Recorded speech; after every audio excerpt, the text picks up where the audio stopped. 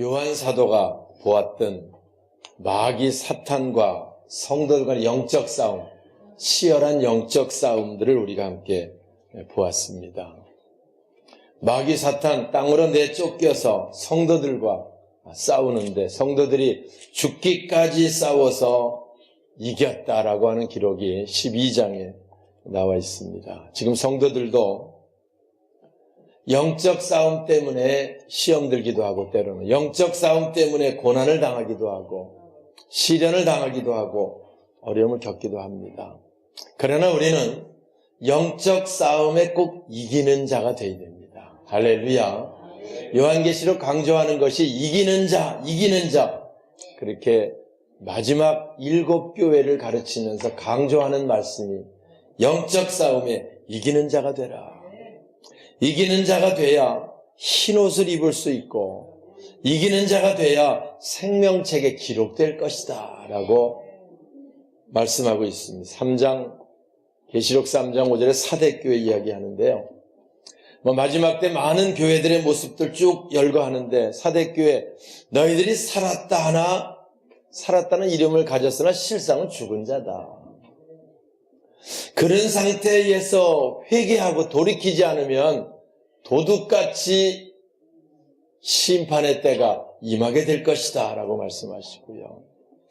그러나 그 가운데도 믿음을 끝까지 지키는 이기는 자들이 있었는데 그들은 흰옷을 입을 것이고 내가 그 이름을 생명책에서 결코 지워버리지 않겠다. 할렐루야. 그 말씀이 나옵니다. 이 말씀의 의미를 곰곰이 보면 생명책에 이름이 기록됐다가 지워지는 사람이 있다는 걸 말씀하고 있는 거고요. 사대교회도 그런 성도들이 있어서 돌이키지 않으면 지워질 테니까 살았다 하나 죽은 자처럼 신앙생활하는 데서 벗어나라고 권면하는 말씀 우리가 보는 거예요. 영적 싸움에 이기는 자 저와 여러분 될 수 있기를 주님의 이름으로 축원합니다. 어떤 환난, 어떤 시련이 와도 마지막까지 붙들고 있는 것은 우리의 영적 하나님 믿는 믿음이고요. 어찌하든지 우리 믿음에서 넘어지고 벗어나게 하려고 하는 마귀 사탄의 그 싸움에서 이길 수 있는 그런 우리들 돼야 할 줄 믿습니다. 여기 8절 보니까 이기지 못한 자 8절 말씀하지요. 죽임을 당한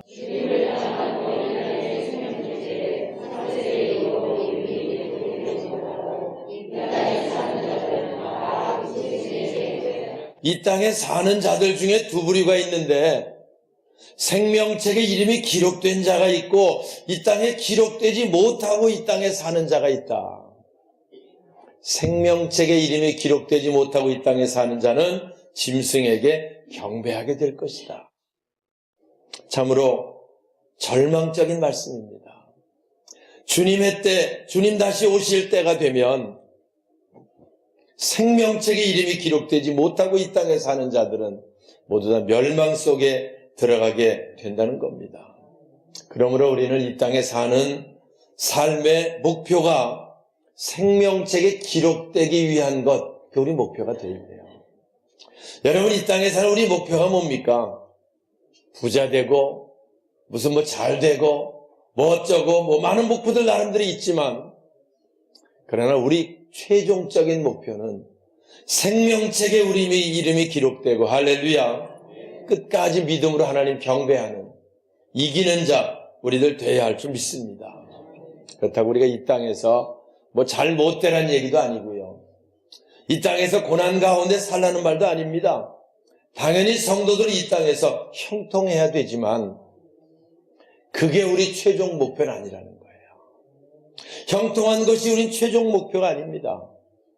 마가복음, 누가복음 10장에 예수님 70인들의 전도대를 파송합니다.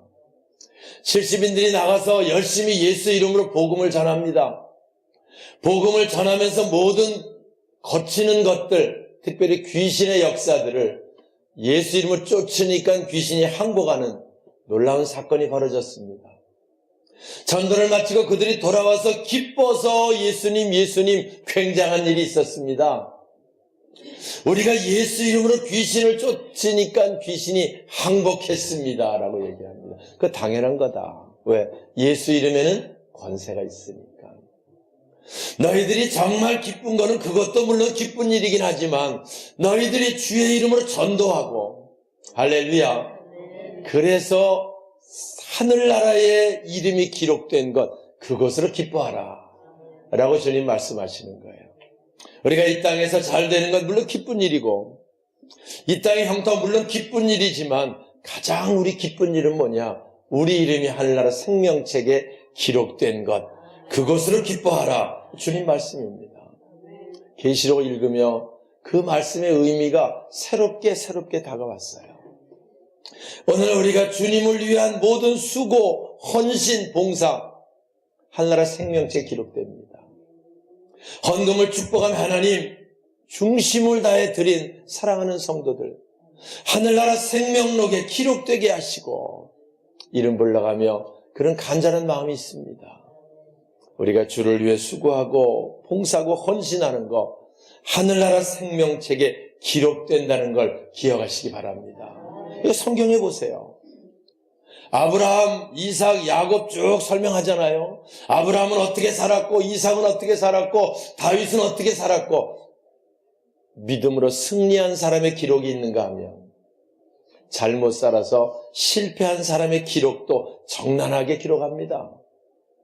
그리고 거기서 말합니다. 주를 위한 모든 수고와 헌신은 하나님 다 기억하시고 소자에게 냉수한 그릇까지 결코 상을 잃지 않을 것이다.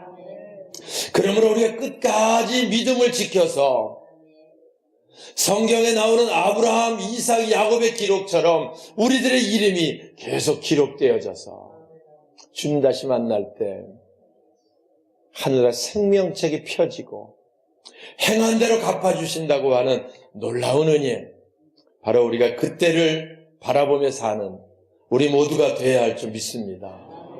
오늘도 우리가 새봄 맞이해서 이제 예배 후에 새봄 단장 하는 보수공사를 좀 하려고 준비를 했고, 물론 어제도 우리 또 몇몇 분 우리 집사님, 장로님 나오셔서 함께 했습니다. 우리가 나와서 땀 흘려 주를 위해 봉사하고 헌신하는 그거 우리에게 최고의 기쁨입니다. 하늘나라 생명록에 기록된다는 생각을 하면 우리가 주를 위해 일하는 봉사는, 주를 위해 일하는 헌신은 우리가 늘 우리 이름이 하늘 생명책에 기록된다고 하는 사실을 기억하고 기쁨으로 봉사하고 기쁨으로 헌신하는 그런 성도가 되시길 바랍니다. 할렐루야. 두 번째, 우리가 또 마지막 때를 준비하며 깨달아야 될 것이 있습니다. 14절.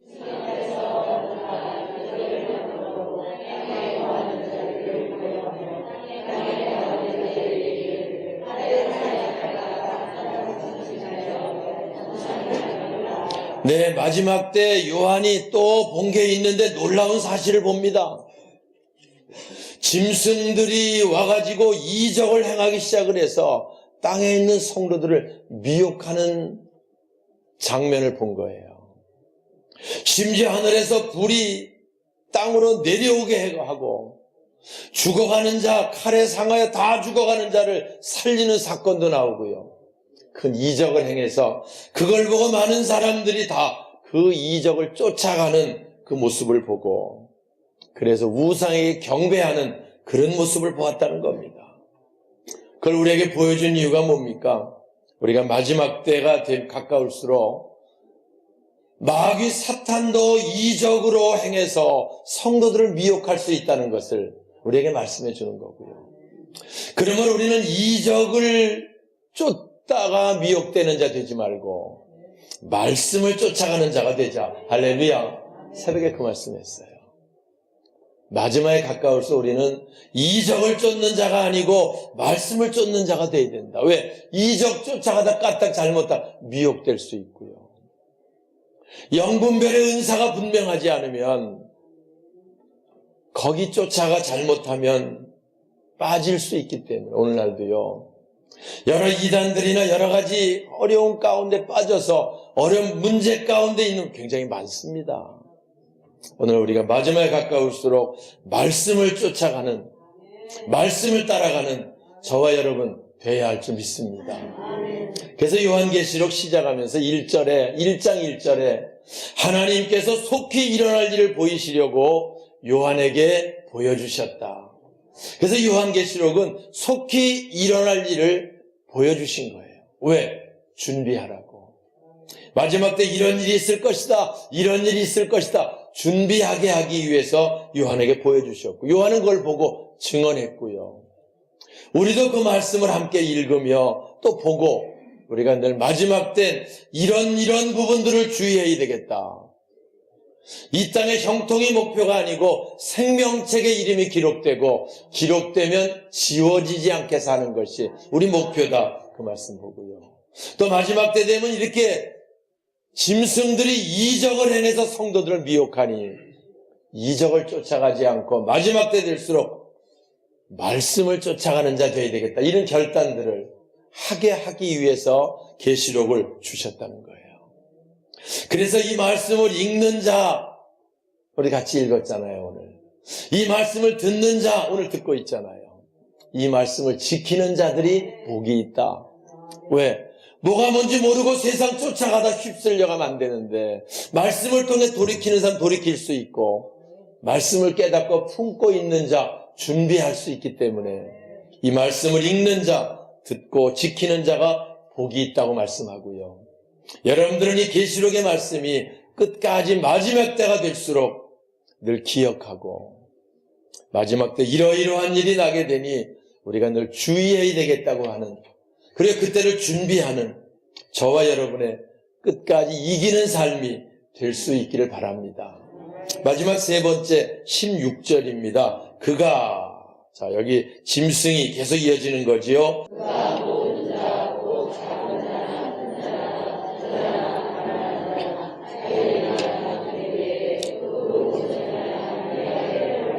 7절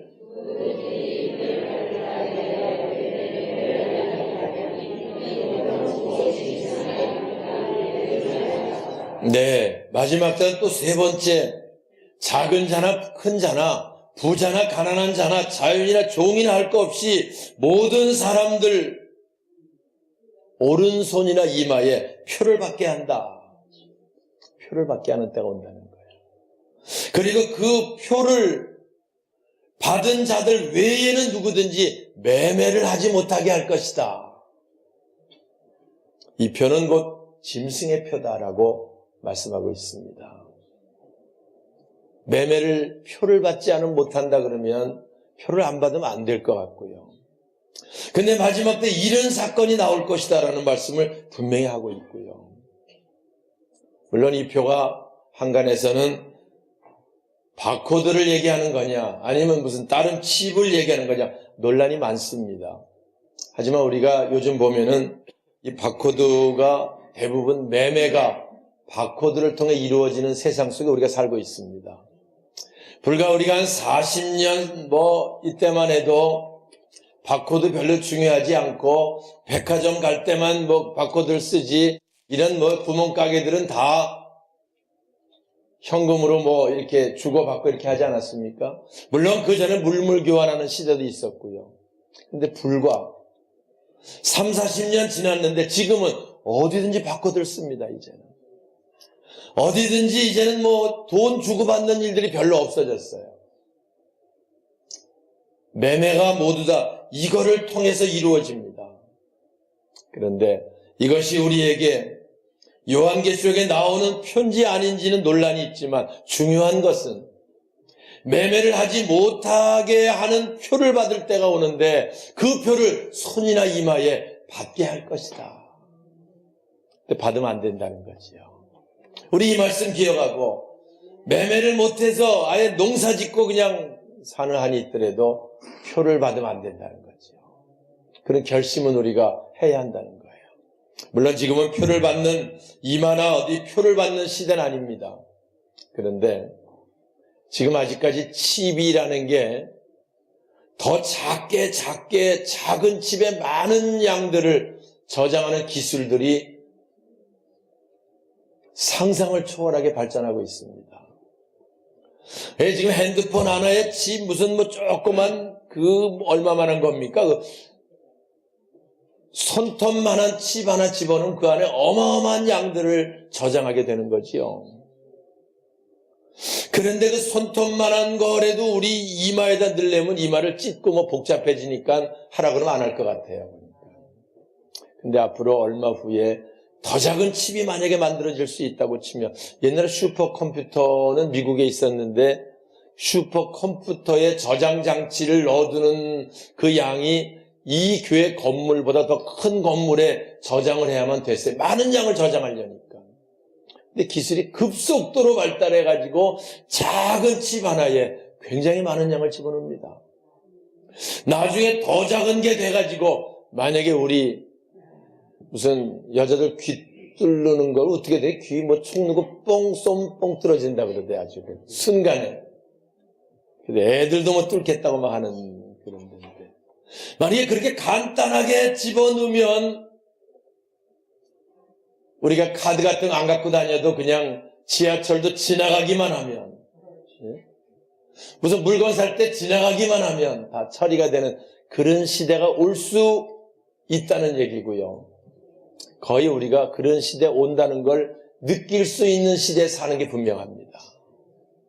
우리가 마지막 때 살수록 우리는 늘 이 말씀 기억하고 이마나 손에 표를 받는 일들이 있다고 치면 죽음으로 우리가 그것을 끝까지 반대하는 그런 신앙이 되어야 한다는 것은 분명합니다. 이마나 오른손에 표를 받는다. 그런데 이번에 제가 평창올림픽 때 광고 하나를 보면서 비자카드 광고인가 그런 것 같아요. 손목에 아대 같은 걸 차고 가는데 급하게 스케이트 선수가 나가다가 물건한테 이렇게 대니까 그냥 바로 처리가 되는 광고가 나왔습니다. 손목에 지나치면 계산이 돼서 매매가 되고 상거래가 이루어지는 그런 시대인데, 여기 보니까 마지막 때가 되면 짐승이 큰 자나 작은 자나 부자나 가난한 자나 자유인이나 종들이나 상관없이 오른손이나 이마에 표를 받게 할 것이다. 누구든지 이 표를 가진 자 외에는 매매를 못하게 하니 이 표는 곧 짐승의 이름이나 그 이름의 수라라고 말씀하고 있습니다. 우리가 늘 이런 말씀들이 예사스럽게 지나오는 것이 아닙니다. 우리는 우리 세상 사람들이 말하는 대로 말세에 살고 있고요, 마지막 때 우리가 살고 있습니다. 또한 그 주님이 마지막 때가 언제인지 모르지만 요한계시록 강의 새벽에 얘기했어요. 우리의 마지막 때도 불과 여기 앞으로 50년 후에는 이 자리에 앉아 있을 사람이 얼마나 되는지 몇 안 될 것 같아요. 그러지 않습니까? 길지 않습니다. 끝까지 우리 계시록의 말씀을 기억하고 생명책에 기록되는 그거 목표로 살아가는, 하나님 나라를 소망하며 살아가는 우리들 돼야 할 줄 믿습니다. 마지막 때가 될수록 더 우리 신앙을 흔들려고 할 수만 있으면 넘어지게 하려고 하는 마귀 역사들 나타납니다. 말씀 붙들고 승리하는, 늘 말씀 기억하며 말씀 중심을 살아가는 우리들 돼야 할 줄 믿습니다. 환난, 시험, 어떤 어려움이 있어도 끝까지 믿음을 지켜서 한 사람도 낙오되지 않고 주님 품에 영원한 나라에 들어갈 수 있는 영광된 이 땅의 삶이 되시길 주님의 이름으로 축원합니다.